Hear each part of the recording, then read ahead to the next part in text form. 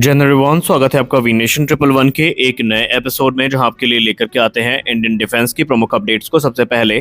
तो चैनल को सब्सक्राइब करना मत भूलिएगा। और आज के इस वीडियो की शुरुआत करने वाले हैं तुर्की से आई एक बड़ी अपडेट से। हम सब जानते हैं कि तुर्की इस समय 5th जनरेशन फाइटर एयरक्राफ्ट, जिसको पूर्व में हम सब TFX और मौजूद समय में कान के नाम से जानते हैं, इसको लेकर के आगे बढ़ रहा है।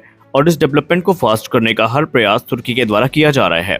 और इसी क्रम में आज तुर्की से एक काफ़ी चौंकाने वाली रिपोर्ट सामने आई है, जहां पर यह दावा किया जाता है कि आज कान एयरक्राफ्ट ने अपनी जो सेकेंड टेस्ट फ्लाइट है, इसको सक्सेसफुली पूरा कर लिया है। इस दौरान जो भी पैरामीटर्स थे उनको प्राप्त कर लिया गया है।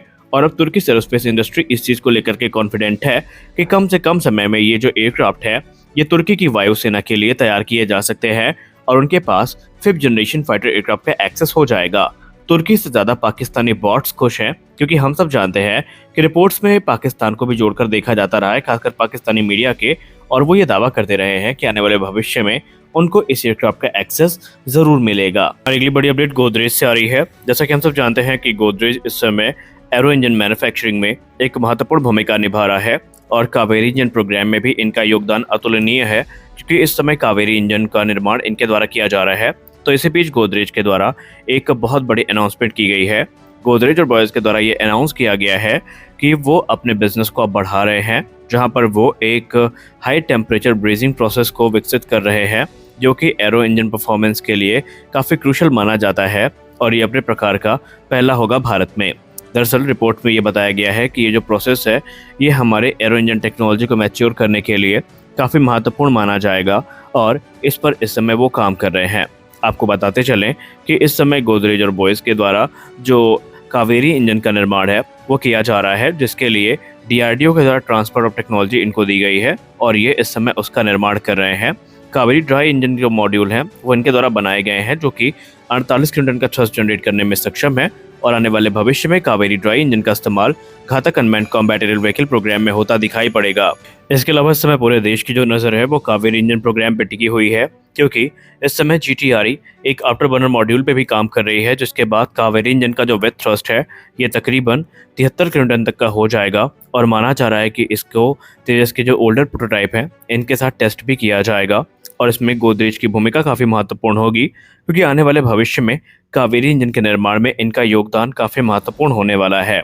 ये प्रोग्राम सिर्फ यही नहीं रुकेगा, बल्कि अनमैन्ड कॉम्बैट एरियल व्हीकल से हट करके एक कावेरी 2.0 नाम से इंजन भी विकसित किया जा रहा है, जो कि तकरीबन 93 किलोटन का थ्रस्ट जनरेट करने में सक्षम होगा।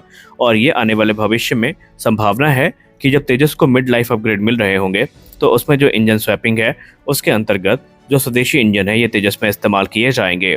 खैर, यहाँ पर जो पूरा का पूरा उद्देश्य है वो तो काफ़ी महत्वाकांक्षी है, लेकिन अभी इसके लिए हमें 1 दशक का इंतजार करना पड़ सकता है। हमारी अगली बड़ी अपडेट F-21 को लेकर के आ रही है। जैसा कि हम सब जानते हैं कि लॉकहीड मार्टिन के द्वारा भारत को MRFA प्रोग्राम के अंतर्गत F-21 फाइटर एयरक्राफ्ट ऑफर किए गए हैं, लेकिन अब F-21 की विश्वसनीयता पर भारत के जो मिलिट्री एक्सपर्ट्स हैं उनके द्वारा सवाल उठाए गए हैं। उनका ये मानना है कि F-21 में कुछ एक्स्ट्रा ऑर्डिनरी नहीं है जो भारत को ऑफर किया जा रहा है। ये अपग्रेडेड F-16 ही है, जो कि कुछ मेजर और माइनर चेंजेस के साथ भारत को ऑफर किए गए हैं। उन्होंने कहा कि अगर आप एयरफ्रेम को देखेंगे तो वही 50 साल पुराने एयरफ्रेम है जो F-16 में हमें देखने को मिलते हैं। इसके अलावा भले ही इसमें F-35 और F-22 से वो दावा करते हैं कि उन्होंने टेक्नोलॉजी को कॉपी किया है या बोरो किया है, लेकिन फिर भी ये भारतीय वायुसेना के लिए रिलायबल एयरक्राफ्ट नहीं होंगे, क्योंकि ऐसा माना जाता है कि अभी भी लॉकहीड मार्टिन इस चीज़ को लेकर के चुप है कि क्या वो भारत को इसकी TOT ऑफर करेगा, क्योंकि मेक इन इंडिया इनिशिएटिव के अंतर्गत 114 फाइटर का निर्माण किया जाना है और अमेरिका का रिकॉर्ड इस मामले में अच्छा नहीं है। दूसरी बात, AN जो उसमें F-21 के रेडार की हाइप है, जहां पर इसको एडवांस ऐसा रेडार दिए जाने की बात की जा रही है जिसकी डिटेक्शन रेंज काफ़ी ज़्यादा है। तो इसको लेकर के डिफेंस एक्सपर्ट्स ने ये कहा है कि क्या इसके सोर्स कोड भारत को दिए जाएंगे, क्योंकि जाहिर सी बात है कि भारत अपने इंडियन मेड वेपन सिस्टम जो है इनका इंटीग्रेशन भी करना चाहेगा। तो क्या इसकी परमिशन लॉकहीड मार्टिन की तरफ से भारत को मिलेगी? और भी कई गंभीर प्रश्न हैं जो भारत के डिफेंस एनालिस्ट के द्वारा उठाए गए हैं। उनका ये मानना है कि अगर सिंगल इंजन फाइटर एयरक्राफ्ट को कंसीडर ही करना है तो भारतीय वायुसेना को फिर तेजस मार्क 2 या तेजस मार्क 1A में इन्वेस्ट करना चाहिए। ये हमारे लिए ज़्यादा अच्छे ऑप्शन होंगे बनिस्बत इसके कि हम $20 बिलियन की लागत में F-16 के अपग्रेडेड वेरिएंट को खरीदें। तो यहाँ पर कुल मिलाकर के हम आपको बताते चलें कि रिपोर्ट्स में कहा गया है कि इसमें सिंगल इंजन फाइटर्स को लेकर के इंडियन एयरफोर्स पहले से ही इंटरेस्टेड नहीं है और ऐसे में F-21 आएगा या नहीं आएगा ये तो बहुत दूर की बात है, क्योंकि अगर हम बात करें MRFA की तो अभी इस पे भी कोई बड़ी अपडेट देखने को नहीं मिली है। लेकिन अगर ऐसा होता है तो तमाम डिफेंस एनालिस्ट ये मानते हैं कि राफेल के चांसेस 90% से ज़्यादा हैं कि वही इस प्रोग्राम में विजेता घोषित किया जाएगा। हमारी अगली बड़ी अपडेट जोरावर लाइट टैंक को लेकर के आ रही है। जोरावर लाइट टैंक पर बात करते हुए लार्सन टुब्रो डिफेंस के द्वारा कुछ महत्वपूर्ण दावे किए गए हैं जो कि काफ़ी इंटरेस्टिंग है। लार्सन टुब्रो डिफेंस के द्वारा इस चीज़ को हाईलाइट किया गया है कि भारत का नया लाइट टैंक जिसको कोड नेम दिया गया है प्रोजेक्ट जोरावर, ये अब तक का फास्टेस्ट टैंक डेवलपमेंट प्रोग्राम है जो कि लार्सन टुब्रो के द्वारा पूरा किया गया है। अरुण रामचंदानी सर जो कि एग्जीक्यूटिव वाइस प्रेसिडेंट है लार्सन टुब्रो डिफेंस के, उन्होंने ये क्लेम किया है कि ये दुनिया के फास्टेस्ट टैंक डेवलपमेंट प्रोग्राम में से एक है जिसके अंतर्गत सिर्फ 18 महीनों में कॉन्सेप्ट स्टेज से रोल आउट तक हमने देखा है। यानी 18 महीनों के अंतर्गत ही टैंक को कॉन्सेप्ट स्टेज से लेकर के रोल आउट तक का सफर तय करवाया गया है और ये काफ़ी जल्दी समय है या काफ़ी कम समय है जिसमें ये टैंक डेवलपमेंट पूरा किया गया है।